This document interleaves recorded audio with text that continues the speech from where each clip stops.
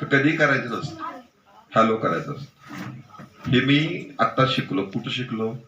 तुम्ही गाणं म्हणायला जातो आता कराओकेवर ना, त्याने सांगितलं असं नाही करायचं, हॅलोच करायचं. हा, तर हे आपण का बोलवलंय आज या ठिकाणी? पौर्णिमा साळुंखे किंवा पौर्णिमा भोसले हिला का बोलवलंय? तुम्हाला काय सांगितलं शिक्षक दिनाच्या दिवशी? काय सांगितलं? प्रत्येक गोष्ट आपल्याशी निगडीत करायची. जेव्हा आपण आपल्याशी निगडीत करतो तेव्हा आपण मोठं होतो. म्हणजे उदाहरणार्थ आपण शिक्षक दिन काय सांगितलं? कुणासाठी शिक्षक दिन? आपल्याला राधाकृष्ण मोठेच होते, पण त्यांचं कोड कौतुक करण्यापेक्षा आपण काय करणार आहोत? आपण काय जर मोठे झालो तर राधाकृष्णांना सुद्धा कुठं असतील तिथं त्यांना काय होईल? आनंद वाटेल का नाही? तसं आज पौर्णिमा साळुंखेचा सत्कार हा तुमच्यासाठी आहे, तुमच्या मनामध्ये जिद्द निर्माण करण्यासाठी आहे. म्हणजे माझा एक लेख आहे बंडा जोशींच्यावर आहे. तर बंडा जोशी हे कोल्हापूरला होते. आपल्या शाळेत येऊन गेलेत, तुम्हाला माहित नसेल, पण आपल्याकडे जे विद्यार्थी जे होते ना पूर्वीचे, त्यांना माहिती आहे बंडा जोशी येऊन गेले. शिक्षकांना माहिती आहे. कुठं होते ते? तर ते कोल्हापूरला होते. पण त्यांच्या नशिबाने शाळेमध्ये असताना त्यांचा जो मामा आहे श्रीधर जोशी म्हणून, तो यायचा तिथे. आणि तो काय करायचा? हा हट्ट करायचा बंडा जोशी लहान होता तर मामाकडे की मला दरवेळेला काहीतरी पुस्तक पाहिजे, तर तो पुस्तक द्यायचं.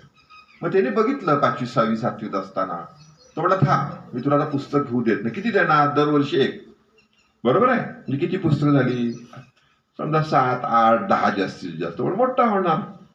तो म्हणा मी तुला कोल्हापूर मधलं करवीर नगर वाचनालय ते तुला लावून देतो.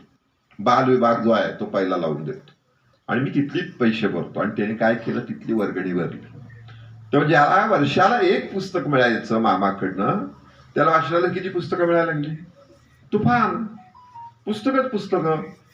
मग तो घरी आणायचा, वाचायचा. हळूहळू मोठा झाला, 10वीत गेला, 11वी होती. मग तो काय करायचा? शाळेत सुटलं की तरी वाचनालयात जायचा, पुस्तक वाचायचा. 11वी झाली आणि त्यांनी स्वामी विवेकानंद शिक्षण संस्थेचं तिथलं जे कॉलेज आहे तिथं काय केलं? ऍडमिशन घेतलं. पण त्याचं काय बॅडलं? तो कोणाच्यात मिक्स झाला? दंगेखोर मुलं होती, बॅक बेंचर म्हणतो का आपण, बॅक बेंचर. हा, शेवटी संगत सुद्धा महत्वाची असते आपल्याला. तुम्हाला तर लक्षात आलं पाहिजे संगत किती महत्वाची असती. बॅक बेंचर मध्ये सामील झाला. मग तिथं बसून काय करायचं? चेष्टा करायची, विनोद करायचे, दंगा करायचा, हे त्याचं चालू होतं. आपल्या इथे पुरुषोत्तम शेठ म्हणून सर आहेत सातारला, ते एलबीएस कॉलेजवर होते नंतर, पण ते कोल्हापूरला होते. ते त्या वर्गावर जायचे, तर तो ती बघायची मुलं दंगा करतायत, आपलं पण ऐकत नाही. पण काय कॉलेज जीवन, ते जेवढंच प्रयत्न कराल तेवढे प्रयत्न करायचे. एक दिवस त्यांनी एक निबंध वाचून दाखवला वर्गात. म्हटलं हा इतका सुंदर निबंध आहे, हा निबंध म्हटले कुठल्या मुलाचा आहे? काय विचारलं? कुणाचा आहे? तो बंडा जोशीने हात वर केला. तो म्हटला माझा आहे, मी लिहिलं. ते म्हणले तू कसं लिहू शकतोस एवढा? बॅक बेंचर आहेस, दंगा करतो, तुझा नसेल, थापा मारतोयस. नाही सर माझाच आहे म्हटलं. त्याचं कारण असं होतं, तो वाचनालयातली पुस्तकं वाचायचं. होय की नाही? आपण किती वाचतो? आपल्याकडे कुपरने 1 लाख रुपयाची पुस्तकं दिलीत का नाही? आपण किती वाचतो आपण? वाचली पाहिजे. मग त्याला काय केलं त्यांनी? पुरुषोत्तम शेठ सरांनी त्याला घरी घेऊन गेले. त्यांची पत्नी आजारी होती कर्करोगाने. कर्करोग म्हणजे कॅन्सर, त्यावेळेचा कॅन्सर. ही गोष्ट माझ्या माहितीप्रमाणे 70 सालातली असेल किंवा त्याच्या आधीची असेल, कारण मी 84 म्हणजे माझ्यापेक्षा सिनियर आहेत ते. आणि मग तिथनं तो बदलला बंडा जोशी. त्याला कळलं आपल्याकडे काहीतरी आहे. मग तो अभ्यास करायला लागला. त्याला गाणी यायची चांगली वेगवेगळी. तुम्हाला हे आता का घेतात पाटील सर, बाकीची मंडळी तुमच्याकडनं गाणी का शिकवतात? की तुम्हाला पुढे त्याचा फायदा व्हावा, कॉलेजमध्ये गेल्यावर डेअरिंग व्हावं, कॉलेजमध्ये गेल्यावर प्रत्येक मुलांनी फेमस व्हावं चांगल्या गोष्टीसाठी, गॅदरिंग गाजवावं आणि त्या आठवणी आयुष्यभर जपाव्यात. जसं पौर्णिमा साळुंखे कॉलेजमध्ये असताना कविता करायची. माझ्या माहितीप्रमाणे तिच्या कविता पेपरमध्ये येत होत्या, कॉलेजमध्ये लावत असतील. त्या आठवणी आहेत तिच्याकडे, आहेत का नाही? जसं मी मागं सांगितलं तुम्हाला, पी सावळाराम म्हणजे सावळाराम पाटील. पी सावळाराम त्यांनी मुद्दाम घेतलं नाव, लोकांना बरं वाटावं म्हणून. पण त्याला शाळेपासून ती आवड होती. तसं बंडा जोशी काय झालं? त्याला चांगल्या सवयी लागल्या, अभ्यास करायला सुरुवात केली त्यांनी. आणि मग हे करता अभ्यास करायचा, आपल्या शिक्षकांच्या घरी जायचा, कॅन्सरच्या त्या आलं त्या आत्तासारखी औषधं नव्हती तेव्हा, कॅन्सरला भयंकर वेदना व्हायच्या. मग ते वेदना कमी होण्यासाठी तो गाणी म्हणून दाखवायचा, कविता म्हणून दाखवायच्या, त्याच्या भाभी फार खुश व्हायच्या. असं होता होता गॅदरिंगची वेळ आली 11वीला 12वीला, PDF होती वेळेला, आणि त्यांनी ठरवलं मी गॅदरिंगला गाणं म्हणणार. तर निवड असते आपल्याकडे, कशी निवड असती ठरतात का नाही. पहिले 10 प्रोग्राम घ्यायचे म्हटलं, पाहुणे यायचं म्हटलं की पहिले 5 म्हटलं त्यातले सिलेक्ट होतात. तसं त्यांनी गाणं म्हटलं छान पैकी, सिलेक्ट झालं. पण सांगायला लागला सरांना, सर माझं गाणं सिलेक्ट झालं. मग पुरुषोत्तम शेठ म्हटले बरोबर आहे, छान झालं छान झालं, पण म्हटलं ते काय पुढे बोलले नाहीत. थोडं सर मला सांगा पण काय म्हटला. नाही म्हणजे तुला सांगून उपयोग नाही. नाही म्हणजे मला सांगा पण काय म्हटला. ते म्हणजे तू गाणं एकदाच म्हणणार का नाही, किती वेळा म्हणणार, एकदा. टाळ्या एकदाच वाजणार.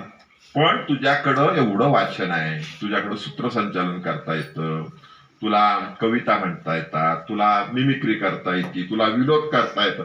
तू जर कॉलेजचं सगळ्या कार्यक्रमाचं जर सूत्रसंचालन केलंस तर प्रत्येक वेळेला गेला की टाळ्या मिळतील का नाही. त्याला पटलं.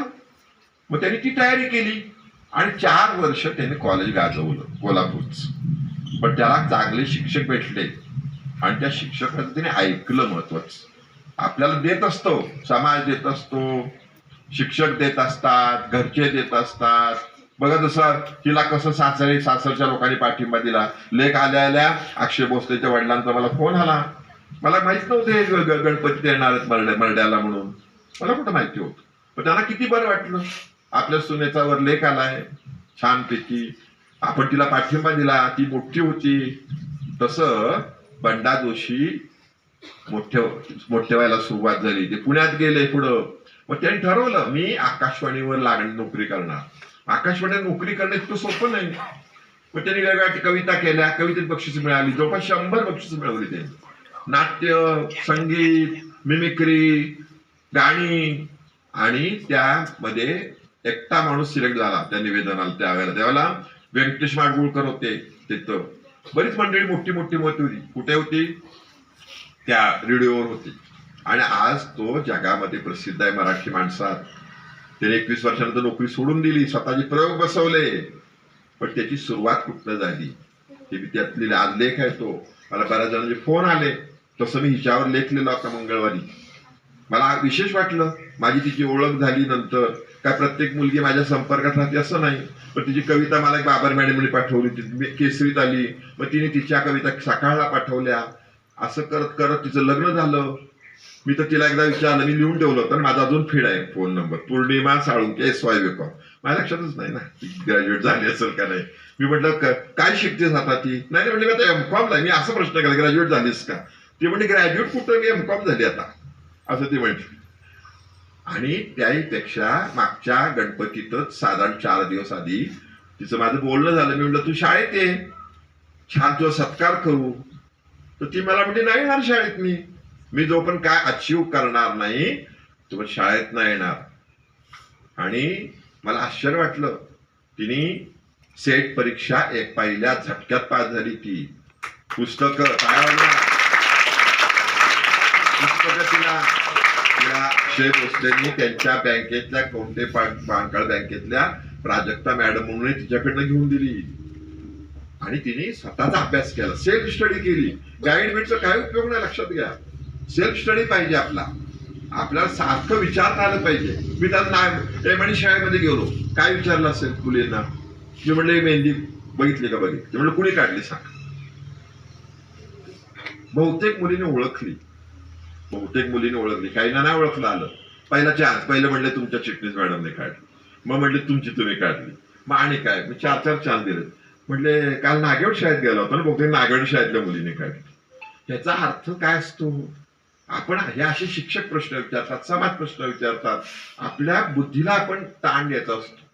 तसं जी मुलगी आपल्या शाळेमध्ये 10वीला 90% मार्क मिळवले, जिने 8वी 9वी 10वी गाजवली, जी ग्रंथ महोत्सवामध्ये प्रत्येक वेळेला सिलेक्ट व्हायची, जिचं वक्तृत्व चांगलं होतं, जिथं कथाकथन चांगलं होतं, हे सगळं असणारी मुलगी, एवढी नम्र मुलगी सांगते मी शाळेत कधी येईन, मी काहीतरी अचीव करूनच येईन. म्हणून तिला बोलवलं. तिला आपण तिचा सत्कार आपण करतोय, तो तिच्यासाठी नाही करत, समजून घ्या. तो तुमच्यासाठी सत्कार आहे. तुमच्या मनामध्ये तिच्या येण्यानं, तिच्या वागण्यानं, तिच्या बोलण्यानं आणि तिच्या सगळ्यांनी तुमच्या मनामध्ये एक स्फुल्लिंग जागा हवं. तिचा काय सत्कार होईल, कुठे होईल, पण तुम्ही त्यातनं काय जर घेतलं तर सगळ्यात जास्त तिला आनंद होईल, सगळ्यात जास्त शाळेला आनंद होईल, सगळ्यात जास्त शिक्षकांना आनंद होईल. आणि त्यापेक्षा तुम्ही असं गाडीतनं आला आणि आम्हाला कुठतरी रस्त्यावर बघितलं उभं असलेलं, अरे आपल्यातले अध्यक्ष दिसतात बरं का, काठी टेकत नाही गाडीत बसून सोडलं, किती मजा येईल का नाही, येईल का नाही मजा. मी केलं सकाळी आज तसं. माझे वाळिंबड मित्र आहेत, 85 पासून माझे मित्र आहेत. त्यांना घरी गेलो, घेतलं गाडीत, शाळेत गेलो, त्यांच्यासाठी आरती केली. त्यांना आता तो हात थरथरतो, काय म्हणतो त्याला, रोग कसला तो आता माहित नाही, म्हातारपण होतो तो, प्यारलेच नाही त्याला वेगळा शब्द मी येतो राहील, त्याला पुस्तक आलं तर तो त्रास आहे त्यांना. पण त्यांना किती बरं वाटलं. तर तुम्हाला आजचा हा सत्कार सगळ्यांना प्रेरणादायी ठरवू म्हणून तिला बोलवलेलं आहे. तिच्यावर मी आता लेखली, अजून एक मला दिवाळीत लेखली, कारण तो मला 700 शब्दात लिहायचा होता. पण हे करण्यासाठी तिच्या मागे तिचे मिस्टर अक्षय भोसले खंबीरपणे उभे राहिले. टाळ्या वाजवा त्यांच्यासाठी. तिचे नंबर घ्या. कसा अभ्यास केला असेल 3 महिन्यात, काय आयडिया वापरल्या असतील, पुस्तकं कशी मिळाली असतील तिला. पण तिचं आपण मनात आणलं का नाही की आपल्याला मार्ग सापडतो. तसं झालं तिचं. म्हणजे हिला पुस्तकं नव्हती, त्यांचं फोनवरचं बोलणं त्या प्राजक्ता मॅडमने ऐकलं. ती म्हणली कसली पुस्तकं पाहिजेत. नाही ना, माझी बायको सेटला बसणार, माझ्याकडे आहेत की म्हटले. आणि वास्तविक ते अमेझॉनवर ते पैसे पण तिला परत आले होते. पण अमेझॉन वाले तुम्हाला माहिती पाहिजे, पुण्यामध्ये अमेझॉनवर आपण घरी काय मागवलं का नाही, चांगलं नसेल आणि आपण त्यांना कळवलं, घेऊन जावा, मग ते पैसे आपले जमा करतो. पण नेतात तसं नाही वस्तू, कारण त्यांना नेणं आणण्यासाठी पुन्हा जो पैसा खर्च होईल ना, त्यापैकी वस्तू तिथे सोडून दिलेली परवडते. फोटो बिटो काढतो आपण, त्याला पाठवतो उदाहरणार्थ, ते मला माहिती येते. तर तशी पुस्तकं तिच्यापर्यंत पोहोच. पण तिने जिद्दीने सेटची परीक्षा पास झाली. ती आता 6 म्हणजे प्राध्यापकाच्या आधीची पोस्ट ना, प्रोफेसरच्या का प्राध्यापकाच्या सहप्राध्यापक म्हणतात. आधी सहप्राध्यापक व प्राध्यापक. पण तिला त्याच्यामध्ये नक्की नोकरी मिळेल. ती क्लासेस घेईल, ती लोकांना मदत करेल आणि हळूहळू PhD मिळवेल, व्याख्याता होईल. उद्या काय माहिती आपल्याला, ती शिवाजीराव भोसले सारखी व्याख्याते होईल, अरुणा ढेरे सारखी मोठी साहित्यिका होईल. किती सरोजिनी वैद्य किती बघितल्यात मी, तिला संधी आहे ती. आता ती वंदना बोकील केवढी मोठी झाली. माझ्या आता मी किती माझ्या ओळखीतल्या आहेत, 25 एक माझ्या ओळखीतल्या आहेत. ती म्हणाली कानिटकर आपल्याकडे, ती आता मोठी मोठी व्याख्यान देते. तिला आता मोठं एक क्षेत्र ओपन झालं. म्हणजे पूर्वी काय म्हटली असती ती मी M.Com आहे किंवा M.Com केलंस ना तू, M.Com आहे, पण आता नाही. आता ती सेट आहे, सेटची परीक्षा दिली आहे तिने, एका झटक्यात पास झाली. त्यामुळे तिचं सर्वांनी टाळ्याच्या घरात स्वागत करूया. विशेषतः तिने जिद्दीने आपल्याला यश बघून दाखवून दिलंय तुम्हाला. आणि तिने जिद्द कशी अशी पाहिजे, नाही ना शाळेत जाईन त्यावेळेला मी काय तर बनून जाईल, तशी ती बनून आलेली आहे. आता ती पंढरपूरला आहे, तिचे मिस्टर सैनिक बँकेमध्ये आहेत आणि अतिशय छानपैकी त्यांचं एकमेकाला मदत आहे. त्यांच्या घरच्यांची सासूरवाडीची तिला मदत आहे. त्यामुळे अशी ही आपली गुणी शाळेची माझी विद्यार्थिनी पूर्णिमा अक्षय भोसले, इथं सगळ्यांनी स्वागत करावं. तिला असंच यश मिळत राहावं, पुढं तिने जावं अशी मी अपेक्षा व्यक्त करतो. आणि हा सत्कार तिचा नाहीये, हा सत्कार तुम्हाला प्रेरणा देण्यासाठी आहे. आणि तुम्हाला त्यातनं प्रेरणा मिळेल. तुम्ही आता एम ठरवलं पाहिजे 10वीत. तुम्ही आपल्या शाळेतली शाळा नाही, प्रत्येकाला बोलायला मिळतं, प्रत्येकाला गाणं म्हणायला मिळतं, प्रत्येकाला खेळात जायला मिळतं. मोठ्या शाळेत नाही मिळत. तुम्हाला कॉलेजमध्ये गेलं लक्षात येईल ते, पण कॉलेजमध्ये गेलं तुम्ही घालणार आहे, पण तुम्हाला शाळेत पाया पक्का झालेला आहे. त्यामुळे या सर्वांचं मी स्वागत करतो आणि तिला विनंती करतो की तिने या ठिकाणी तिला काय हवं ते बोलावं.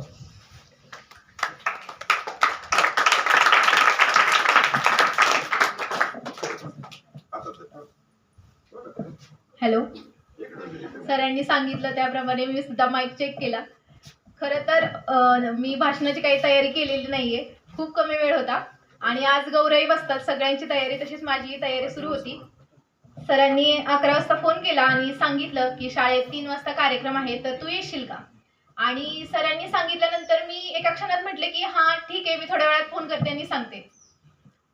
खरं तर हे स्वप्न होतं माझं. तुम्ही जसं इथं बसलात तसं काही वर्षांपूर्वी मीही बसलेले होते आणि आज मी पाहुणी म्हणून आली आहे. तसंच ह्या शाळेतल्या बऱ्याचशा माझे विद्यार्थी असतील, प्रमुख पाहुणे असतील, यांची भाषणं मी ऐकली आणि एक मनात अशी कुठेतरी जिद्द होती की एक दिवस असं काहीतरी आपण सुद्धा करायचं की आपण सुद्धा याच शाळेत पाहुणे म्हणून यायचं. आणि त्यासाठी खरं तर मी तेव्हा सरांना नकार दिला होता की मी आत्ता तरी येणार नाहीये, पण मी एक दिवशी नक्की येईन.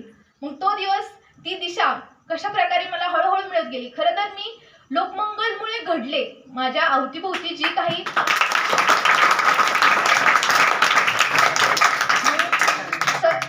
सगळे शिक्षक वर्ग असतील, मला मिळालेले मित्रमैत्रिणी असतील, मी माझ्या प्रवासात जोडलेली माणसं असतील, त्या प्रत्येकाने मला या क्षेत्रात जाण्यासाठी खरं तर मदत केली असेल. जसं सरांनी सांगितलं की अगदी कराडवरून ती पुस्तक माझ्यापर्यंत पोहोचली. आपण जेव्हा एखादी गोष्ट करायची ठरवतो, म्हणजे खरं तर मला बँकिंग क्षेत्रात IBPS वगैरे अशा वेगवेगळ्या एक्झाम द्यायचं मी आधी ठरवलं होतं आणि नंतर मिस्टरांची माझी चर्चा झाली की नक्की आपण आता काय करायला हवं. मी म्हटलं की मी बँकिंगच्या परीक्षा देते, पण त्यांना माहिती होतं की मला माझं वक्तृत्व चांगलं आहे किंवा मला कविता छान प्रकारे करता येत आहेत, कारण मी लग्नानंतर ग्रंथमहोत्सवमध्ये सुद्धा सहभाग घेतला होता. आणि त्यानंतर ते म्हटले की अगं, बँकिंग क्षेत्रात ते सुद्धा काम करतात, त्यामुळे त्यांना माहिती आहे की बँकिंग क्षेत्रातले फायदे काय आणि तोटे काय. तर तुला तुझ्या क्षेत्रात, म्हणजे तुला ज्या गोष्टीची आवड आहे त्या क्षेत्रात काहीतरी करण्याची जर संधी मिळत असेल तर ते क्षेत्र तू का नाही निवडत. मग त्यानंतर आम्ही भरपूर प्रकारे चर्चा केली आणि असं डिसिजन घेतलं की नाही, आपण प्रोफेसर होऊ शकतो का, अगोदर हे ठरवायचं. म्हणजे आपण आहेत का, आपण कॅपेबल आहोत का हे होण्यासाठी. नंतर मला त्यांनी एक गोष्ट सांगितली की तुझ्यात काय चांगले गुण आहेत ते तू एका वहीवर लिही. एका पानावर माझ्यातले जे चांगले गुण आहेत शिक्षक होण्यासाठीचे ते मी एका पानावर लिहिले आणि जे वाईट गुण तुला वाटतात की हे वाईट गुण आहेत किंवा मला हे गुण घालवायचे आहेत, मग ते म्हटले की तुला शिक्षक होण्यासाठी सगळ्यात जास्त गुण कुठले त्याच्यातले ते निवड. आणि ते निवडले मी की हा हे आहे. आपल्याला व्यवस्थित बोलता येतं का, हो बोलता येतं. आपल्याला जे मांडायचं ते मांडता येतं का, हो मांडता येतं. अभ्यास करायचा आहे तर अभ्यास करण्यासाठी कष्ट घेण्याची तयारी आहे का, तर हो आहे, माझी कष्ट घेण्याची तयारी आहे. तर मग नंतर काही दिवस चर्चा झाल्यानंतर ठरलं की आपण सेट परीक्षेचा अभ्यास करायला सुरुवात करूया. सेट परीक्षेविषयी माहितीही सुद्धा नव्हती मला की सेट परीक्षा नक्की कशी होते. MCQ होते, थेरॉटिकल होते. अवघ्या 3 महिन्यात मी हे यश मिळवू शकले याचं कारण म्हणजे की प्रॉपर प्लॅनिंग केलं कोणतीही गोष्ट करताना. अगदी 10वी मला अजूनही आठवतं, हिंदीचे जाधव सर आमचे वर्ग शिक्षक होते 8वी ते 10वी. आणि खरं तर मला शाळेत आल्या सगळ्या शिक्षकांचे चेहरे बघितल्यावर मला असं एकदम गहिवरून आलं होतं. कारण जी मुलगी, म्हणजे हा माईक आहे की नाही, हा माईक माझा शत्रू होता. कारण माईकमध्ये जेव्हा आपण बोलतो तेव्हा थोड्याशा अंतरानंतर आपल्याला आपलाच आवाज ऐकू येतो आणि मला म्हणजे माईकमध्ये बोलताना माझ्याच आवाजाची भीती वाटायची. त्यामुळं खरं तर ह्या माईक पासून सुरू झालेला प्रवास आता पुन्हा मी ह्याच माईकमध्ये बोलताना मला असं खूप कॉन्फिडंट वाटतंय की अरे हा काही वर्षांपूर्वी मी सुद्धा 8वीत असताना असाच माईक धरून अशी गडबडायचे बोलताना वगैरे असं व्हायचं. पण ह्या मागं सरांचे कष्ट आहेत. मी भाषण स्पर्धा असू द्यात, चित्रकलेत ब्रश घेताना, म्हणजे चित्रकलेत सरांनी की तू घे म्हणून, पण चित्रच काढायला येत नव्हतं. मेन म्हणजे सरांनी अगदी हाताला धरून म्हटलं तरी शिकवलंय. ते निसर्ग चित्र येतं की नाही, 2 डोंगर, नदी, एवढंच मला सुद्धा येत होतं. त्याच्यात रंग भरण्यापासून मग ते चित्रकले स्पर्धेत इलिमेंटरी इंटरमिजिएटमध्ये तू घे, भले आपल्याला काही नको येऊ द्यात, पण कमीत कमी आपण त्यात सहभागी होणं गरजेचं असतं. नाटक स्पर्धेत सुद्धा म्हणजे बिरडाची वाडी इथं मला अजूनही आठवतं. तिथं आम्ही रात्रीचा आमचा प्रोग्राम होता. डम डम डमोला नावाचं आमचं नाटक होतं आणि त्या नाटकासाठी खूप तयारी घेतली होती सरांनी आमची. आणि त्या नाटकाची तयारी घेतली होती आणि बिरडाची वाडी इथं कार्यक्रम होता. शाहू कला मंदिरला सुद्धा तो कार्यक्रम झाला, पुण्यात सुद्धा तो कार्यक्रम झाला. आणि बिरडाची वाडी इथे तो कार्यक्रम सुरू असतानाच काय झालं, नाटकातला एक अंक होता, त्याच्यातले काही वाक्यच विसरलो आम्ही आणि नाटक तिथंच थोड्या क्षणाला थांबलं होतं. आम्ही असं सरांकडे बघायला आणि नंतर असं लक्षात आलं की तो असं एकदम सगळ्यांच्याच लक्षात आलं की हिचं विसरलंय. माझं विसरलं होतं, ते बोलायचंच वाक्य विसरले होते मी. त्यामुळे पुढच्याला काय बोलायचं हेच माहिती नव्हतं. तर माझ्या बरोबर जो मुलगा होता विक्रांत सावंत म्हणून, त्यानं लगेच त्याचं पुढचं वाक्य घेतलं. पुढचं वाक्य घेतल्यामुळे मग मला माझं वाक्य आठवलं. त्यानं ते जोडून घेतलं ते वाक्य माझं आणि नंतर आमचा पूर्ण प्रोग्राम तो व्यवस्थितपणे पार पडला. म्हणजे आपल्या समोर वेगवेगळे प्रसंग नेहमी येत राहतात, पण त्या प्रसंगात आपण कशा प्रकारे उभं राहायला हवं हे आपण त्या प्रत्येक गोष्टीत सहभाग घेतला तर कळणार आहे ना. तो मला जर एक्सपिरियन्स आला, जर मी त्याच्यात भागच घेतला नसता तर ते मला कधी समजलंच नसतं. आणि खरं तर म्हणजे मला आता काय बोलावं हे लक्षात येत नाहीये, कारण खूप खूप खूप म्हणजे खूप जास्त सरांचा सपोर्ट होता. पाटील सर आहेत आपले. पाटील सरांनी तर संगीतात माईकची भीती असल्यामुळे मी शक्यतो, माझी उंची कमी होती त्यामुळे नेहमी मी माईकच्या समोरच असायचे आणि त्यामुळे कसं व्हायचं की जास्त करून लपायचा प्रयत्न करायचे मी की तू पुढं, तू ह्या साईडला थांब, कारण आपल्या प्रार्थना माईक मध्येच होती. आणि तेव्हा जेव्हा संगीताची स्पर्धा व्हायची, मला अजूनही आठवतं, अजून एक ती आठवण आहे खूप छान की संगीत स्पर्धेसाठी 2 खरं तर गाणी बसवायची होती, हिंदी आणि संस्कृतमध्ये. पण आम्हाला माहितीच नव्हतं की आम्ही फक्त हिंदीतच गाणं बसवलेलं होतं आणि खूप छान तयारी केली होती त्या गाण्यासाठी. आम्ही सरांनी खूप कष्ट घेतले होते आमच्यावर की असा नाही, असा सूर पकडायचा. महामुलकर मामा आम्ही म्हणजे शाळा सुटल्यावर थांबून त्याची प्रॅक्टिस करत होतो आणि तिथं गेल्यावर आमच्या लक्षात आलं, म्हणजे त्यांनी सांगितलं की संस्कृत मधलं गाणं हे कंपल्सरी हवं आणि पहिलं संस्कृत मधलं गाणं घ्यायचं होतं. आता कमी वेळात कशी तयारी करायची, म्हणून मग सरांनी वंदे मातरम वंदे मातरम. आणि काय झालं की आम्ही वंदे मातरम म्हणताना म्हणजे एकतर घाबरलो होतो की आपली तयारी नाहीये आणि वंदे मातरम सगळं पेटी तबला सगळं ह्याच्याबरोबर म्हणायचं होतं. त्यामुळे पहिल्याच गाण्याला आम्ही जरा गोंधळलो होतो.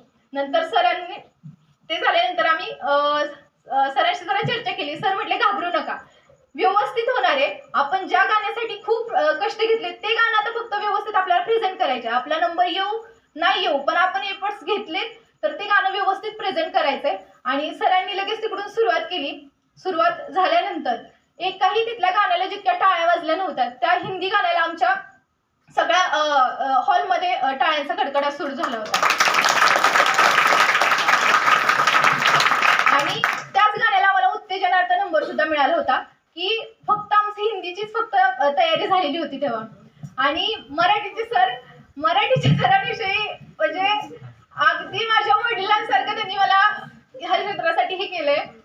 म्हणजे ग्रंथमहोत्सवासाठी तयारी करण्यापासून अगदी माझ्यासाठी त्यांनी मला एखादं भाषण करायचं असेल तर ते स्वतः सरांचा आधी कीपॅडचा मोबाईल होता आणि कीपॅडच्या मोबाईलवर सरांनी ना नितीन भानगुडे पाटील सरांचं एक भाषण होतं. ते सरांनी 2 तास घरी बसून ते सगळं ते भाषण होतं ते लिहून काढलं होतं. का तर ते भाषण त्यांना माझ्या तोंडून ऐकायचं होतं आणि ते मी प्रेझेंट करावं असं त्यांना वाटत होतं. त्यांनी ते सगळं त्या पेजेसवर लिहून आणलं होतं आणि दुसऱ्या दिवशी मला त्यांनी ते ऐकायला सांगितलं. मी ते गाणं ऐकलं, ते भाषण ऐकलं आणि ते भाषण ऐकल्यानंतर मी त्याची तयारी केली. आणि छत्रपती शिवाजी महाराजांची जयंती होती आणि त्या दिवशी ते मी खूप छान प्रकारे प्रेझेंट केलं. म्हणजे आपल्यासाठी आपले शिक्षक खूप झटत असतात याची जाणीव खरं तर आता समजतं की ते आपल्यासाठी किती करत होते. तेव्हा असं वाटायचं सर सारखं ह्या भाषणात घे बरं का, ही स्पर्धा आली आहे बरं का, ह्याच्यात उतरलं पाहिजे बरं का. आणि खेळात पण म्हणजे आता मला गणपती सुद्धा सुई तोरवणे असेल किंवा रांगोळी स्पर्धा, मेहंदी स्पर्धा, प्रत्येक स्पर्धेत माझा सहभाग असायचा. खरं तर म्हणजे असं मला अजूनही असं वाटत नाहीये की मी इथून गेलीये म्हणून. आता त्या सगळ्या गोष्टी आहेत तशा माझ्या जसं अवतीभोवती दिसत आहेत. ह्याच इथं मी पडले होते घसरून अशीच पावसात. म्हणजे अशा बऱ्याचशा गोष्टी आहेत. आपल्याला कसं वाटतं असं वर्गात लेक्चर सुरू असेल आणि काही मुलं जर कॉलेजची 12च्या टायमिंगमध्ये जाताना दिसतात आपल्याला, तेव्हा असा मनात विचार येतो की अरे ह्यांचं किती बरं आहे, हे 12 वाजताच घरी जात आहेत, आपणच बसतोय 5 वाजेपर्यंत, कधी आपल्याला पण हे आयुष्य जगता येईल. पण इथून बाहेर गेल्यावर समजतं इथं आपल्याला चमच्याने घास भरवला जातो, हाताने घास भरवला जातो. म्हणजे अरे हे असाइनमेंट करा रे, असा अभ्यास करा. पुढं तुम्ही जेव्हा कॉलेजमध्ये जाणार आहात तेव्हा तुम्हीच तुमचे पालक, तुम्हीच तुमचे शिक्षक होणं, स्वतःची रिस्पॉन्सिबिलिटी स्वतः घेणं गरजेचं असतं.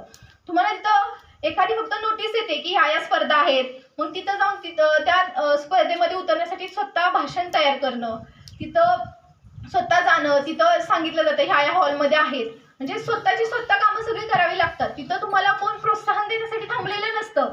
जसं इथं सर 2 दिवस 3 दिवस तुमची प्रॅक्टिस घेत असतात की असं म्हटलं पाहिजे बाबा, ह्याच्यातला हा पॅराग्राफ नको, इथं तुझं चुकले, हे नको. जी ते ॲडव्हाइस देत असतात ते घेणं खूप गरजेचं असतं.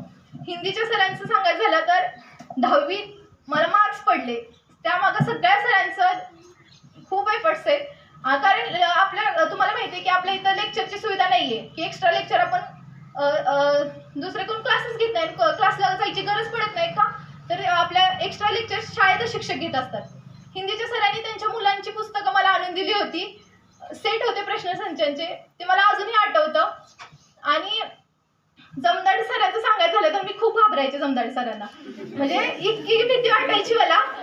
तुमचं इंग्लिश तरी खूप छान असेल, माझं इंग्लिश म्हणजे आपण असं तुक्काला न बोलतो की नाही उच्चार, म्हणजे हे ऐकलेला असतो एखादा शब्द तसं बोलतो, तशी मी इंग्लिश बोलायचे, म्हणजे वाचायचे. बोलायचं तर लांबच राहायचं, पण वाचायची सुद्धा तशी.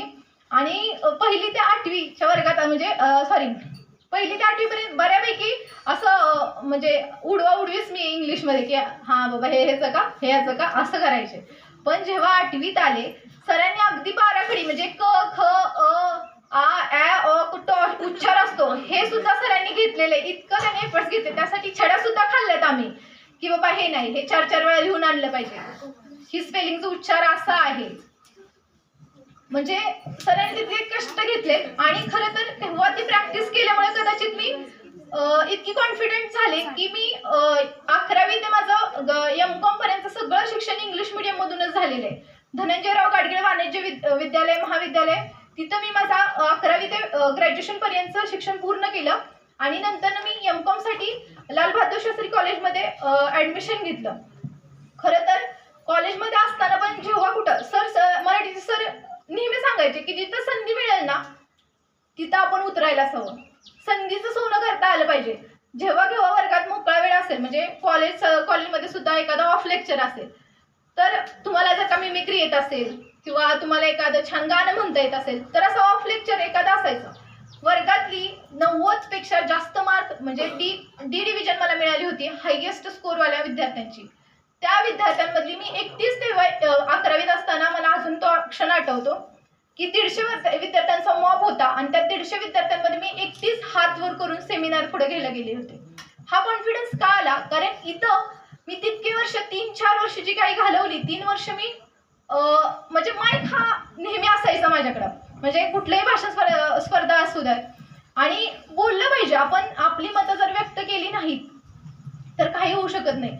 कारण जेव्हा समजा म्हणजे विचार येणं, एखादा चांगला विचार आपल्या समोर असणं, एखादा चांगला विचार आपल्या मनात आलाच नाही तर एखादं चांगलं कार्य सुद्धा घडू शकत नाही.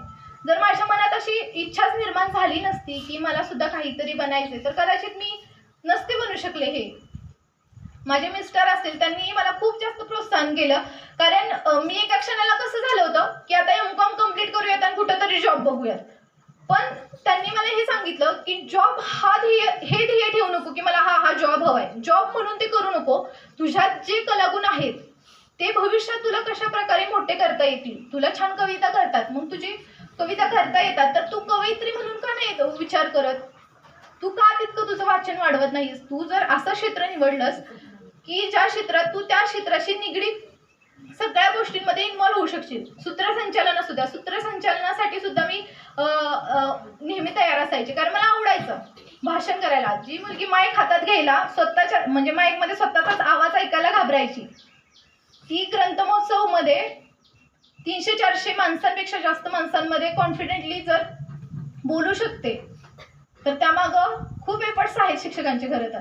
आणि मेन म्हणजे आपल्या शाळेत 3च वर्ग असल्यामुळे आपल्याला संधी मिळते. सरांना अगदी एखाद्या विद्यार्थिनीचं नाव विचारलं तर तिच्या घरी कोण आहे इथपर्यंत सगळं सरांना माहीत असतं. तुम्हाला या संधी मिळत आहेत, कुठलीही संधी असू द्या, कधीच कुठलीही संधी सोडू नका. आणि मेन म्हणजे आपल्यावर निंदा करणारे बरेच मिळतात. म्हणजे माझं ग्रॅज्युएशन झालं, लगेच लग्न झालं आणि त्याच्यानंतर पण मी 2 वर्ष M.Com ॲडमिशन घेतले हे माहीतच नव्हतं बऱ्याच जणांना. त्यामुळं बऱ्याचशा म्हणजे मला ऐकायला मिळायचं मैत्रिणींकडून की काय आता घरीच असते, आता काय करणार आहे ती, किंवा आता काय जॉबचं काय बघेल का नाही काय माहिती, अगोदर तर एवढी हुशार होती आता तर काय होऊ शकत नाही. पण असं कधीच मनात असं ठेवू नका की आपण करू शकत नाही. आपण 100% करू शकतो, फक्त एखादा चांगला विचार येणं मनात गरजेचं असतं. समजा जर चिटणीस साहेबांच्या मनात असा विचारच आला नसता की आपण एखादी शिक्षण संस्था उभारावी, तर इतके चांगले शिक्षक आपल्याला कधी लाभलेच नसते, इतकं चांगलं शिक्षण आपल्याला कधी मिळालंच नसतं, इतक्या चांगल्या संधी मिळाल्या नसत्या. मला चिटणीस म्हणजे माझी ती कविता मॅडम तर्फे, बाबर मॅडम आता इथं नाहीयेत, बाबर मॅडम तर्फे सरांपर्यंत पोहोचली आणि सरांनी माझ्याशी कॉन्टॅक्ट केला, लगेच माझा नंबर घेतला मॅडमकडून आणि मला फोन केला की अगं खूप छान कविता लिहिलेस, अशाच कविता लिहित राहा आणि मला ही पाठवत जा. आणि मी पाठवल्यानंतर सरांनी त्या कविता केसरी वृत्तपत्रात पाठवल्या आणि त्याच्यानंतर असं झालं की वृत्तपत्रात आपला मोबाईल नंबर सुद्धा दिला जातो खाली आणि पुण्यातील बऱ्याचशा वाचक प्रेमींनी खरंच खूप चांगल्या प्रकारे माझ्या कवितांना दाद दिली. त्यांचे फोन्स कॉल यायचे आणि मेसेजेस पण यायचे की खूप छान लिहितेस तू, असंच लिहित राहा. आणि त्याच्यातून खरंच खूप प्रेरणा मिळाली की अरे आपलं सुद्धा काहीतरी वेगळं आहे, ही कला आपल्याला माहीतच नव्हती आणि आपल्यात हे असेल तर आपण का नाही करू शकत.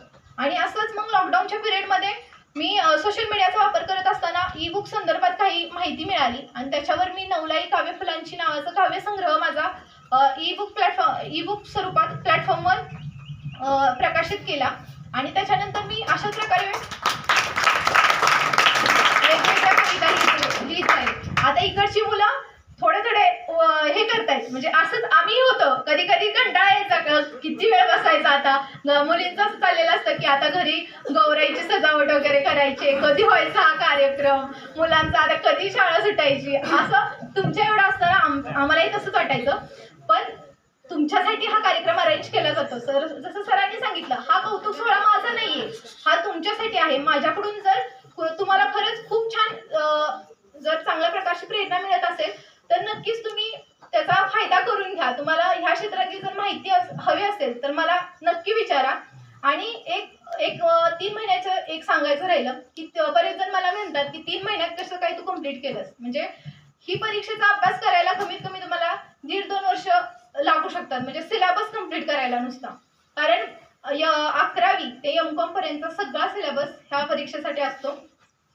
तर मेन म्हणजे तुम्ही कोणती, म्हणजे आता त्या परीक्षेचं सोडा, पण तुम्ही भविष्यात कुठल्याही परीक्षा देणार असाल तर त्या परीक्षेची संपूर्ण माहिती तुम्हाला माहिती हवी. त्या परीक्षेचा पूर्ण सिलेबस तुमचा तोंडपाठ असायला पाहिजे की त्या सिलेबस जर तुमचा पाठ असेल, सिलेबस बद्दल तुम्हाला माहिती असेल तर 30% तुम्ही तो सगळा पेपर आहे तो 30% तुम्ही कव्हर करू शकता फक्त सिलेबसच्या जोरावर. सिलेबसमध्ये काय आहे, सिलेबस नंतर तुमचे क्वेश्चन पेपर अनालिसिस करणं खूप गरजेचं असतं. जरी तुम्ही 10वीचे पेपर देत असाल, बाबा मागच्या 2 वर्षांचे पेपर, त्या पेपरमध्ये काय विचारलं होतं, कोणत्या धड्यावर किती प्रश्न आले होते, मग आता ह्या धड्यावर हे प्रश्न आले तर पुढच्या वेळेस कुठले प्रश्न विचारले जाऊ शकतात. तुम्ही जेव्हा हळूहळू पेपरचं अनालिसिस करायला लागता तेव्हा तुम्हाला पुढं काय येणार आहे याचा हळूहळू तुम्हाला समजायला लागतं. 3 महिन्यात ते यश मिळवण्यामागचं कारण हेच आहे की माझं प्रॉपर प्लॅनिंग होतं आणि क्वेश्चन पेपर अनालिसिस खूप छान प्रकारे झालं होतं की आता वेळ ठरला होता की हे एवढ्या दिवसात करायचे, 3 महिन्यात हे संपवायचे. तर सिलेबसनुसार, कारण आपण कुठलं गाळू शकत नाही त्याच्यातलं की असं सिलेबस आहे आणि ह्याच्यातलं एवढे टॉपिक गाळूयात, तर हे गाळू शकत नाही आपण. 10वीचा जरी अभ्यास करायचा झाला तरी 10वीतले हे चॅप्टर आपण ऑप्शनला सोडूयात असं करून चालत नाही, कारण कोणता प्रश्न येईल काही सांगू शकत नाही. पण कुठल्या धड्यावरचे किती प्रश्न केले पाहिजेत, पुस्तकाच्या खाली 20-25 जरी प्रश्न असले तरी त्याच्यातले 10च प्रश्न असे इम्पॉर्टंट असतात की ते तुमचे तोंडपाठ असायला हवेत. म्हणजे त्याविषयी तुमचं प्रॉपर नॉलेज असेल तर तुम्हाला एखादा प्रश्न जरी बाहेरचा पडला तरी तो चांगल्या प्रकारे टॅकल करता येतो. आणि थेअरी पेपरला आपण मनानं लिहू शकतो की हे खूप महत्त्वाचे आहे, हे खूप महत्त्वाचे आहे, असं झालं त्याच्यात तसं झालं, असं घटना लिहू शकतो, इतिहासात सुद्धा लिहू शकतो. पण जेव्हा आपण MCQ लिहितो, MCQ साठी तुमचं प्रॉपर नॉलेजच तुम्हाला तिथं कामी येतं. तुम्हाला त्याविषयी प्रॉपर जर नॉलेज नसेल तर तो प्रश्न तुम्ही टॅकल करू शकणार नाही, तुमचं निगेटिव्ह मार्किंग लगेच सुरू होऊन जातं. मला इथं खरं तर आज बोलण्याची संधी दिली, इथं बोलवलं त्याबद्दल मी सर्वांची आभारी आहे. आणि तुम्ही सुद्धा इथं ऐकलं.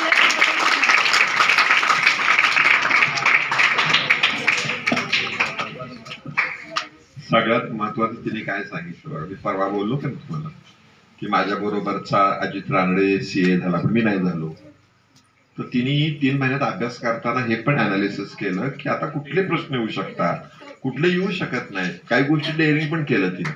आपण डेअरिंग अभ्यासात केलं पाहिजे. तिने ते केलं बरोबर. टाळा वाजवा तिच्यासाठी स्पेशल. आणि तिने अतिशय, पण त्याच्यामध्ये एक पण दुसरी पण लक्षात ठेवलं पाहिजे. टाळ्या आज खरं मी आता तिचं जेव्हा भाषण ऐकलं तेव्हा माझ्या लक्षात आलं, अक्षय भोसलेंसाठी टाळ्या वाजवायला पाहिजे. कारण असं मी जसं कायम तुम्हाला सांगतो की माझी पत्नी आर्ट साईडची, कुठल्या साईडची गेली कुठं कॉमर्सला, तसंच आहे तिचं. तसं तिचं नशीब आणि तिचं सगळं छान झालं, पती छान भेटले, तिकडची मंडळी भेटली. पण खरी तिची साईड आर्ट्स आहे. खरी कुठली साईड आहे तिची? आर्ट्स आहे, लक्षात ठेवा सगळ्या गोष्टीमध्ये. आणि तुम्हाला दुसरी गोष्ट माहिती पाहिजे, तुम्ही 10वी किंवा 8वी 9वी 10वी पासून ते आपण करणार आहोत, काही बाहेरची माणसं बोलवणार आहोत. आर्ट्सला तर किंमत आली, आपल्याला वाटतं सायन्सला किंमत आहे. सायन्सला जाण्याचा मुद्दा नाही, पण आर्ट्सचे विषय जर आपले पक्के असतील तर आपण आर्ट्सला आता ऑस्ट्रेलिया, सगळ्या परदेशात सुद्धा अतिशय महत्वाची किंमत आहे. त्यामुळे हा आजचा जो तिचा अनुभव आहे हा तुमच्या दृष्टीने अतिशय महत्वाचा आहे. मी अक्षय भोसलेंना सांगतो की आपण बोलावं.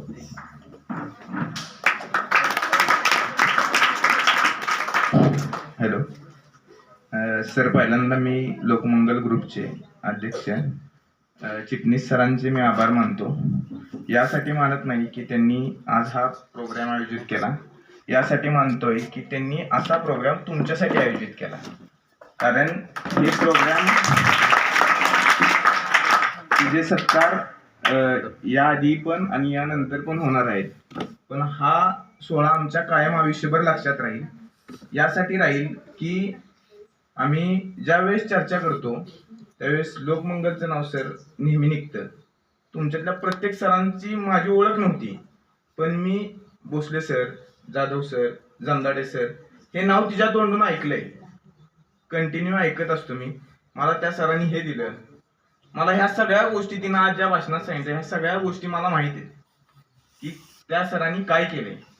या सरांनी आणि सर तुम्ही ही संस्था काढल्यामुळं इतके चांगले सर आणि इतकी शाळा. मी पहिल्यांदा आलोय लोकमंगलमध्ये. मी करपे हायस्कूलला शिकलो सर.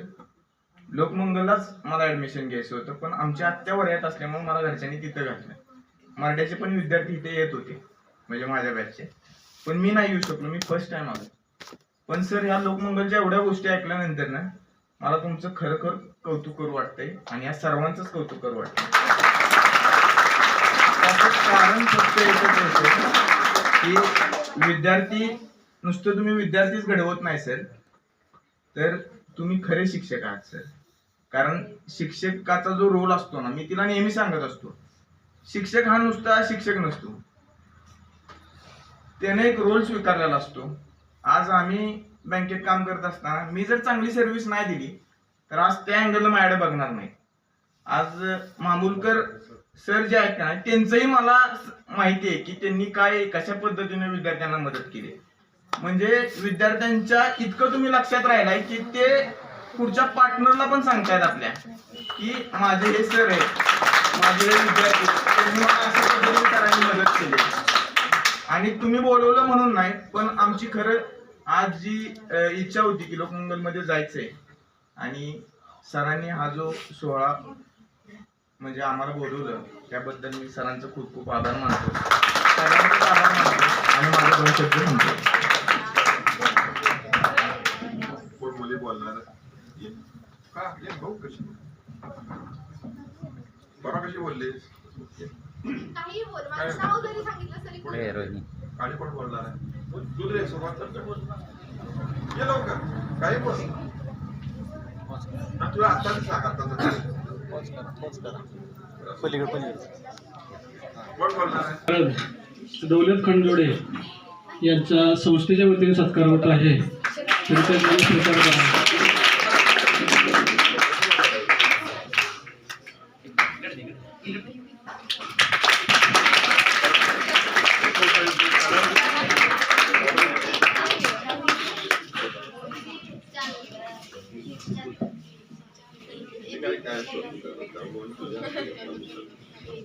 वाटता म्हणाला जसं गुरुच आहे. आणि वांदरी माणसं कोरड्यामुळे गाणं म्हणणार आहे कुठलं ते म्हणाल. तसे बऱ्याच दिवसातून साहेबांची इच्छा या ठिकाणी पूर्ण होत आहे. पौर्णिमेनं कौतुक केलं, आमच्या सर्व शिक्षकांचं केलं आणि खऱ्या अर्थानं तिच्या मिस्टरांनी जे सांगितलं ते शिक्षकांचे शिक्षक आहेत चिटणीस साहेब. ही संधी आम्ही शिक्षक त्यांना उपलब्ध करून देतोय मुलांना खरं, परंतु ह्या संधी उपलब्ध करण्याची प्रेरणा साहेब देत असतात आम्हाला. हे बाकी शाळांमध्ये असं होत नाही. आता रईच्या शाळा जवळच आमची एक वाऱ्याला शाळा आहे, एक लिंबला शाळा आहे. परंतु ह्या शाळामध्ये शिक्षक फक्त शिकवतात, विषय शिकवतात. शिक्षक काय करतात, त्यांचा विषय शिकवतात. त्याचा काय विषय असेल, सायन्स असेल, गणित असेल, मराठी, हिंदी, ते फक्त विषय शिकवायचं. आपले मार्क किती पडतात बघायचं, स्कॉलरशिप असेल, एन असेल ती मार्क बघायचे, 10वीच्या बोर्डाचा रिझल्ट बघायचा, किती टक्के मार्क पडले ते बघायचे. बाकीचं त्याला काय येतंय, ते कशात भाग येतोय, कुठल्या स्पर्धेत जातोय, काही देणं घेणं नाही. संस्था त्याची दखल घेत नाही आणि गावाला ह्या गोष्टी काय माहीत नसतात. ग्रामस्थांना खेडेगावात एवढं काय माहीत नसते हो. आता इथं जे उपक्रम चालतात हे काय ग्रामस्थांनी सांगितलं राबवा इथं म्हणून, हे भाषणं ठेवा, गाणी ठेवा, काय करा, हे काय ग्रामस्थांनी काही सांगितलेलं नाही. त्यांना माहीतच नसतं असं काय असतं किंवा करायचं असतं. परंतु हे साहेबांना सुचत असतं आणि साहेब बरोबर सोंगटी कोणती कुठं लावावी ते वापरतात. कोणत्या व्यक्तीत, कोणत्याही शिक्षकात काय वेगळे गुण आहेत ते बरोबर हेरतात. ती संस्थेतले सगळे शिक्षक तिन्ही शाखेतले कोणत्याही शिक्षकाला काय काम लावावं ते बरोबर करतात आणि बरोबर काम लावतात ती आणि त्याला घडवतात. खऱ्या अर्थानं आम्ही शिक्षक जे घडलो आहे ना, ती खरी प्रेरणा आमची साहेबांची. हे सगळे जे घडते हे खरं सर्व श्रेय साहेबांना जातं. पुन्हा एकदा तुमचे आभार मानतोच, परंतु याचं सर्व श्रेय साहेबांना जातं म्हणून साहेबांचे पुन्हा एकदा धन्यवाद मानतो. शिक्षक दिन नुकताच झालेला आहे आणि पौर्णिमेच्या मिस्टरांनी शिक्षकांचे शिक्षक म्हणजे साहेबांचा उल्लेख केला ते खऱ्या अर्थानं खरंच आहे. पुन्हा सर्वांचे दौलत आज या ठिकाणी उपस्थित झालेला आहे, त्याचंही विद्यालयाच्या वतीने स्वागत करतो. आणि पौर्णिमेचे दुसरे एक आठवण सांगतो. आमच्या यात्रेला एकदा जेवायला आली होती. आमच्या सायली माझी पुतणी ह्या शाळेत होती 10वीला आणि ती 10वीत असताना तिची वर्ग मैत्रीण नाही, माझ्या पुतणीच्या वर्गात ती होती. आणि जसे आम्ही शिक्षक किंवा साहेब जेवायला येतात तशी ती मैत्रीण म्हणून, आमच्या सायलीची मैत्रीण म्हणून ती यात्रेला जेवायला आली होती. आणि ते 4-5 मुली सगळे जेवायला बसले बघितल्यामुळे इतका आनंद झाला की त्यावेळेला बाकीचे शिक्षक आमची जेवायला आली होती त्या दिवशी घरी बोल यात्रेला, परंतु मुली 5-6 मुली जेवायला आली होत्या साईच्या मैत्रिणी. त्यामुळे तो एक मी आनंदाचा क्षण कधी विसरत नाही. साहेब येऊन गेले होते त्या दिवशी, परंतु पुन्हा एकदा पौर्णिमाचे आभार मानतो आणि दौलत म्हणजे आपलं म्हणून व्यक्त करावं अशी त्याला विनंती करतो. नमस्कार. आवाज येतोय, सगळे कंटाळलेला आहे का? आज गायन स्पर्धा आयोजित केलेल्या आहेत. मला मामूलकर सरांचा फोन आला होता. त्यांनी सांगितलं आज तुम्हाला वेळ असेल तर या थोडा वेळ. आज माझा वाईला क्लास असतो, तो कॅन्सल केला. तिथल्या मुलांना सांगितलं आजचा क्लास आपण उद्या घेऊया, मला परीक्षांसाठी जायचे आहे. त्यासाठी तिथल्या लोकांनी ते म्हणले ठीक आहे तुम्ही गेला तरी चालेल म्हणून आज सुट्टी घ्या. ज्यावेळेस मी 2008ला 8वीमध्ये होतो त्यावेळेस मी या स्टेजमध्ये इथूनच तयार झालेलो आहे. हे हार्मोनियम, तबला, ढोलक पाटील सर साथीला असायचे, मामूलकर मामा पेटीला. आणि मी स्पर्धेमध्ये बाकीचे सगळे शिक्षक सांगायचे, मारडीचे sir, Jadhav sir, Jamdade sir, प्रत्येक क्लासमधून लिस्ट बनवायची स्पर्धेमध्ये कोण कोण भाग घेणार आहे. मग ती सगळी लिस्ट यायची आणि आम्ही स्पर्धेमध्ये तयारी करायचो. त्यात मी तुम्हाला एखादं नंतर गाणं म्हणून दाखवणार आहे. मी 2008 साली गायन स्पर्धेमध्ये प्रथम आलो होतो. परत 9वीत गेलो, 9वीत पण प्रथमच आलो, 10वीत पण प्रथमच आलो. तिन्ही वर्ष इथं गायन स्पर्धेमध्ये मला स्टेज भेटलं. आणि आत्ता ज्या स्पर्धा आहेत हळूहळू मुलांना स्टेज डेअरिंग चांगलं होतं. बाहेर तुम्ही युवा महोत्सव वगैरे अनेक कार्यक्रम करता. त्या स्पर्धेमध्ये जर तुम्ही भाग घेतला, पुढं कल्चर डिपार्टमेंटचे मोठे मोठे प्रोग्राम असतात सांस्कृतिक विभागाचे, त्यातून विविध स्कॉलरशिप पण मुलांना भेटतात. आणि आपल्याला सगळे लोकमंगल हायस्कूल या संस्थेमधून सर्व सुखसोयी आपल्याला मिळालेल्या आहेत. आपण त्याचा उपयोग व्यवस्थित करावा. आणि आता जास्त मी काय बोलणार नाही कारण मी भाषण जास्त करत नाही, परंतु गायनामधून तुम्हाला मी सगळं दाखवतो. मी 8वीमध्ये जे गाणं बोललो होतो 8वीमध्ये जे गाणं बोललेले ते एकदा म्हणून दाखवणार आहे तुम्हाला. पहिल्यांदा तुमच्या सर्वांना स्पर्धेसाठी शुभेच्छा. थँक्यू.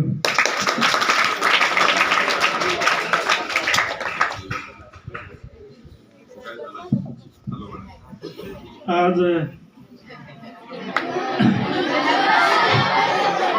बघा, एकाच मिनिटामध्ये आज गौराई आहे मान्य आहे, पण आज गौराईच्या रूपानं माझे विद्यार्थ्यांनी शाळेमध्ये येणं हे सुद्धा तुमचा आमच्या नशिबातला भाग आहे.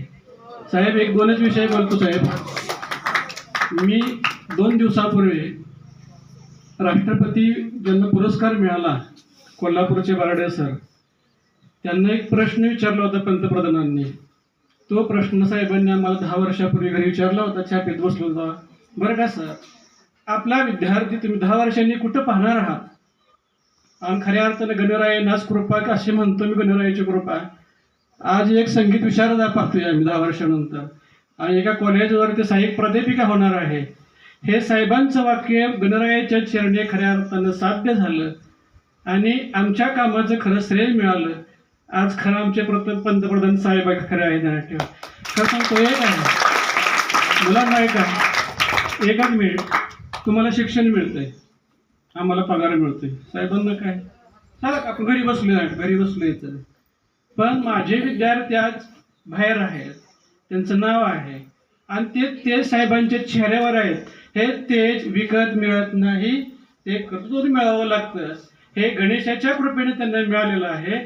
आणि असाच आपला एक वरदास्त असणारा आपला एक पाठीराखा, यांना दीर्घ आयुष्य मिळावं आणि तुम्ही आकाशामध्ये असे उंच भरारे घ्यावे की त्याचं श्रेय आम्हाला बघायला मिळावं, ही गणेश चरणी प्रार्थना करतो. थांबतो. जय हिंद, जय महाराष्ट्र.